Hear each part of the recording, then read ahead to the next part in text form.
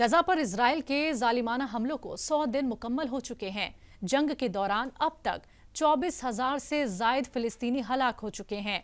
Israel ने अब तक महसूर गजा पर 65,000 टन से ज्यादा बम फेंके हैं।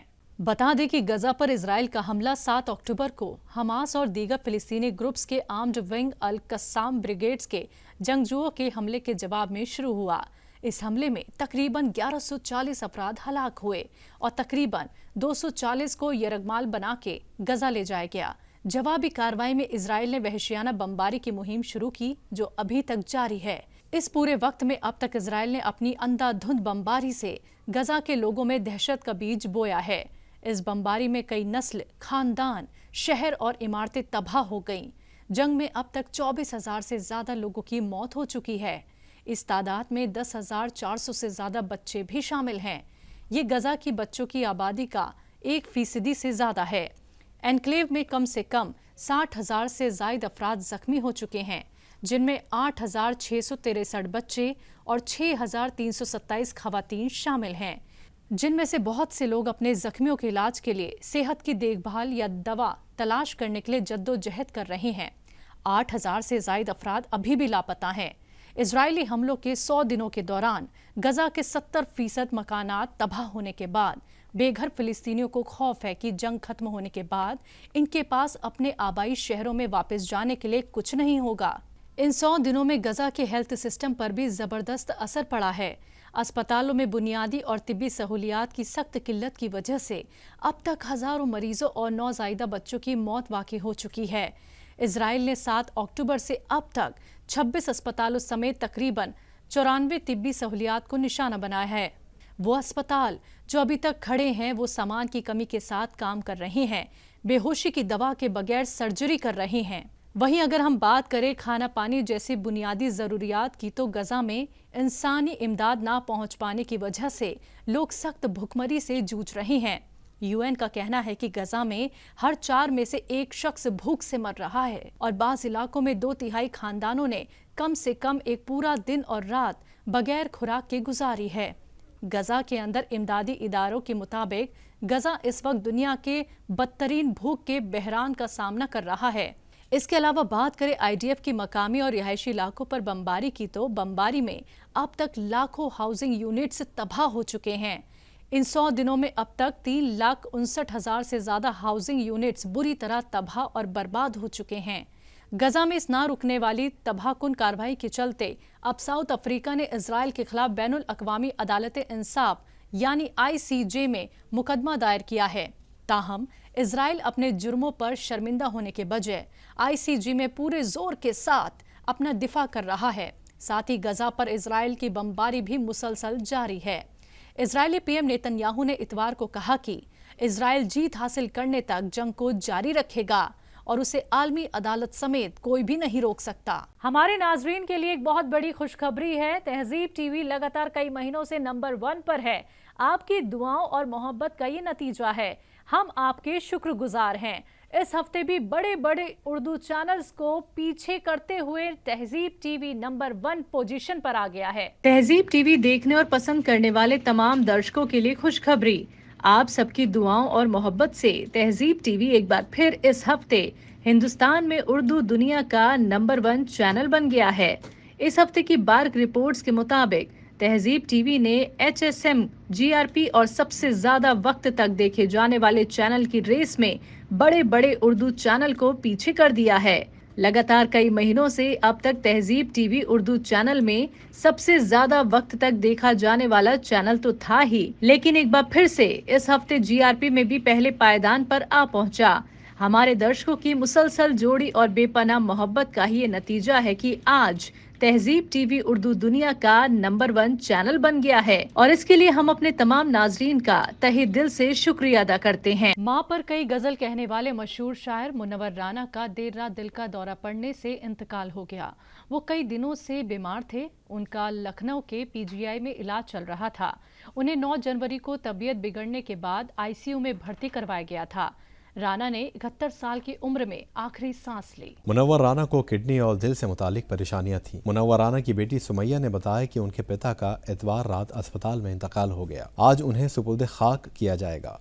मुनव्वर के अहले खाना में उनकी बीवी, 4 बेटियां और 1 बेटा है। मुनव्वर राना के बेटे तबरेज ने बताया कि बीमारी के चलते वो 14-15 दिनों से अस्पताल में भर्ती थे। उन्हें पहले लखनऊ के मेदांता और फिर SGPGI में भर्ती कराया गया था, जहां उन्होंने इतवार करीब 11 बजे आखिरी सांस ली। मुनव्वर राना हिंदुस्तान के उन चुनिंदा शोहरे इकराम में शामिल थे जिन्होंने बैरूनी ममालिक में जाकर मुल्क की नुमाइंदगी की है। वो एक मशहूर शायर और कवि थे। मुनव्वर राना की मुख्तलिफ अंदाज में कई गज़लें मंजर आम पर भी आ चुकी हैं। उनको उर्दू अदब के लिए 2014 का साहित्य अकादमी पुरस्कार और 2012 में शहीद शोध संस्थान के जरिए माटी रतन एजाज से नवाजा गया था। राहत इंदौरी के बाद मुनव्वर राना का जाना अदबी दुनिया के लिए बहुत बड़ा गम है।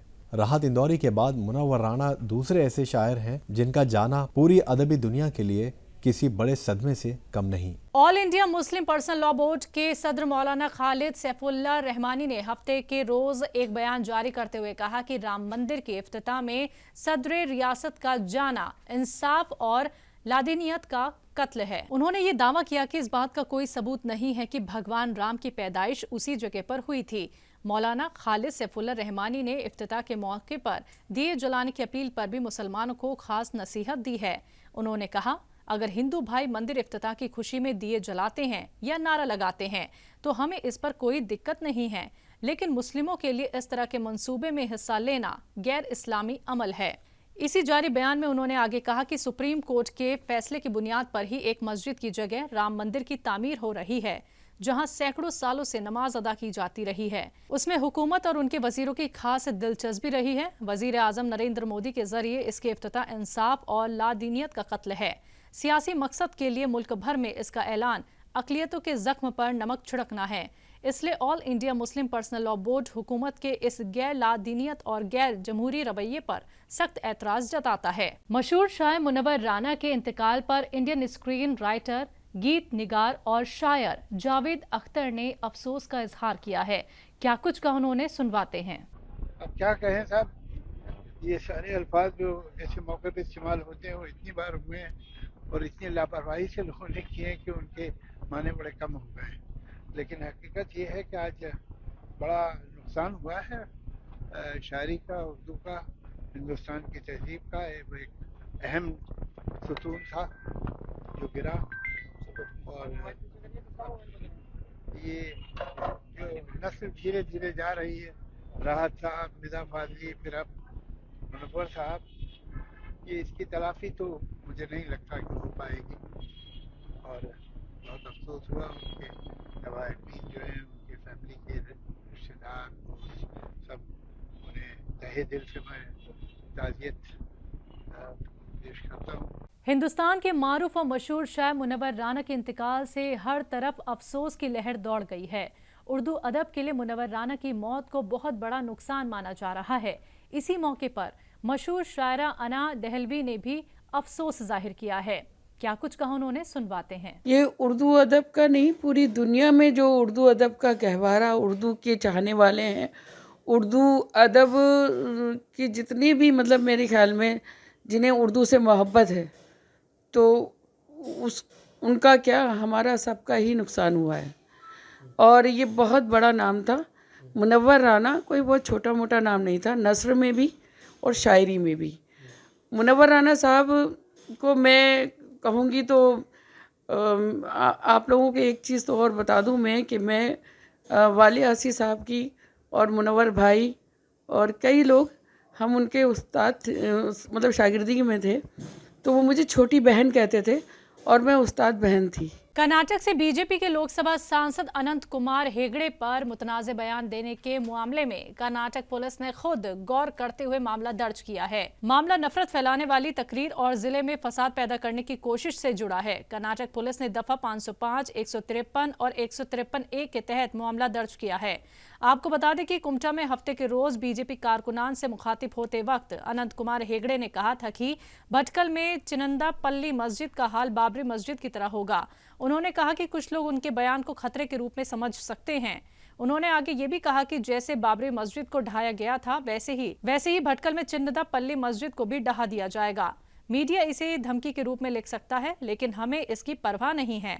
लेकिन हम ये करेंगे। ये अनंत कुमार हेगड़े का फैसला नहीं है, बल्कि ये हिंदू जमात का फैसला है। वहीं दूसरी ओर बीजेपी ने हेगड़े के बयान से दूरी बनाने की कोशिश की। बीजेपी के एमएलए अश्वत्थ नारायण ने कहा कि हेगड़े का बयान महज उनका जाती ख्याल है, मैं इसके बारे में और कुछ नहीं कहना चाहता। बॉलीवुड एक्ट्रेस हुमा कुरैशी इन दिनों अपनी वेब सीरीज महारानी को लेकर चर्चाओं में बनी हुई है। महारानी की शूटिंग जम्मू कश्मीर के विधानसभा परिसर में हुई थी। विधानसभा कॉम्प्लेक्स में महारानी की शूटिंग होने पर नेशनल कॉन्फ्रेंस के नेता उमर अब्दुल्ला ने निशाना साधा है। उन्होंने इसे शर्मनाक बताया है। साथ ही उन्होंने जम्मू कश्मीर इंतजामिया की भी कड़ी मजम्मत की है। उमर ने एक्स पर ट्वीट करते हुए कहा, जमहूरियत की जननी का असली चेहरा, जहां एक समय सभी दलों, मुख्तलिफ मजहबों के लोग और जम्मू कश्मीर से चुने गए लोग किसी मामले पर कानून बनाते हैं, तो वहीं अब एक्टर और एक्ट्रेस विधानसभा में ड्रामा कर रहे हैं। गुजरात में एक शख्स को सड़क पर नमाज पढ़ना भारी पड़ गया है। दरअसल गुजरात पुलिस ने बनासकांठा जिले में सड़क पर नमाज पढ़ने की वजह से एक ट्रक ड्राइवर को गिरफ्तार कर लिया है। बता दें कि ड्राइवर की पहचान बाचा खान के तौर पर हुई है। पुलिस ने बताया कि सोशल मीडिया पर एक वीडियो वायरल होने के बाद उसे गिरफ्तार किया गया, जिसमें ड्राइवर पालनपुर शहर के पास एक चौराहे के किनारे खड़े अपने ट्रक के सामने नमाज अदा करता हुआ देखा गया। पुलिस ने बताया कि यह मामला एक भीड़ भाड़ वाले चौराहे के पास नेशनल हाईवे का है, जहां ट्रक ड्राइवर बाचा खान ने अपना ट्रक रोका और नमाज पढ़ना शुरू कर दिया। इसी दौरान एक शख्स ने वीडियो रिकॉर्ड करके उसे वायरल कर दिया। वीडियो वायरल होने के बाद इस मामले में पुलिस ने दखल दिया। बाचा खान के खिलाफ आईपीसी की दफा 283, 186 और 188 के तहत एफआईआर दर्ज की गई है। वीडियो वायरल होने के बाद लोग सोशल मीडिया पर अपना रिएक्शन दे रहे हैं। किसी का कहना है कि ट्रक रोकने की वजह से ट्रैफिक में परेशानी पैदा हुई, तो कोई ट्रक ड्राइवर को ट्रैफिक के लिए जिम्मेदार ठहरा रहा है। लेकिन तस्वीर में साफ तौर पर नजर आ रहा है कि ड्राइवर अपने ट्रक के आगे नमाज अदा कर रहा है। बात करते हैं अगली खबर की। घने कोहरे और कड़ाके की ठंड से दिल्ली बेहाल है। खराब मौसम ने दिल्ली की रफ्तार पर मानो ब्रेक लगा दिया है। सुबह घना कोहरा और दिन भर चलने वाली शीतलहर ने शहर की रफ्तार रोक दी है। इतवार को इस सीजन का सबसे ठंडा दिन रहा। शोबा मौसमियात ने कहा कि आज और कल भी मौसम में बदलाव नहीं होने वाला है। इस दौरान घना कोहरा रहने के इम्कान है। वहीं बरेली में कड़ाके की ठंड और घने कोहरे का कहर लगातार जारी है। शीतलहर से लोगों की कपकपी छूट रही है। शोबा मौसमियात ने रेड अलर्ट जारी किया है। घने कोहरे और तापमान में लगातार गिरावट के चलते 1 से 12वीं तक के स्कूलों में छुट्टी 16 जनवरी तक बढ़ा दी गई है। सर्दी की वजह से पहले से ही छुट्टियां चल रही हैं। कोहरे के कारण धूप ना निकलने की वजह से भी गलन बढ़ रही है। इस वजह से शिक्षक तंजीम ने भी छुट्टियों का वक्त बढ़ाने की मांग रखी थी। अब 16 जनवरी तक स्कूल बंद रहेंगे। बरेली में 6 साल बाद मकर संक्रांति पर ठंड का रेड अलर्ट जारी हुआ है। रात में घने कोहरे ने शहर को अपने आगोश में ले लिया है।